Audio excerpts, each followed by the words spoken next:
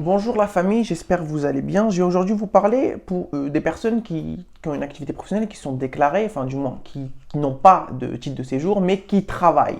C'est les personnes du coup qui n'ont pas d'autorisation de travail. Alors sachez que les étrangers, les travailleurs étrangers qui exercent une activité euh, de manière illégale ne sont pas sanctionnés. Alors pour un petit peu revenir en arrière, en 2003, l'Assemblée nationale avait pris une loi qui a par la suite été écartée, dans laquelle il a été stipulé que le fait de travailler de manière illégale, en parlant de la personne qui n'a pas de titre de séjour, qui n'a pas d'autorisation de travail, pouvait se voir réprimé d'une amende de 3750 euros, de 3750 et une peine complémentaire d'interdiction du territoire de 3 ans au plus, donc 3 ans maximum.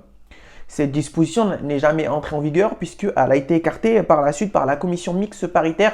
Ça, c'est que du juridique, c'est une commission de loi du Sénat. Maintenant, sachez que si la loi ne sanctionne pas le fait que vous avez travaillé illégalement, elle va vous sanctionner sur un autre point. C'est sur la base de la fausse déclaration ou la fraude qui vous a aidé à obtenir une autorisation de travail.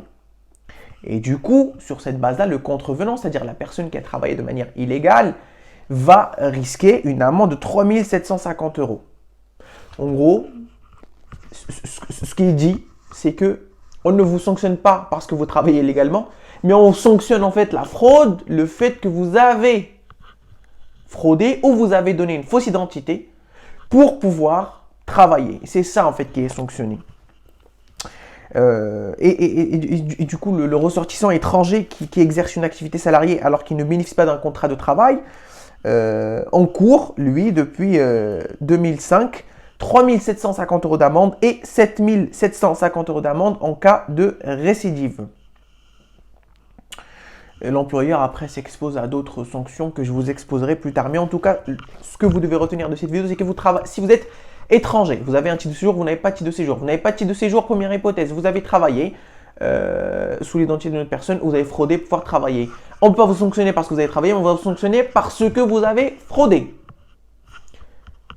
Deuxième hypothèse, vous avez un titre de séjour, mais vous n'avez pas de contrat de travail. Donc c'est un travail au black, comme on dit, travail dissimulé. Donc vous exposez à 3 750 euros d'amende pour la première fois et 7 500 euros d'amende pour la récidive. Voilà, j'espère que c'est clair. N'hésitez pas à me dire en commentaire si ce n'est pas le cas et on se retrouve très rapidement pour une nouvelle vidéo la famille.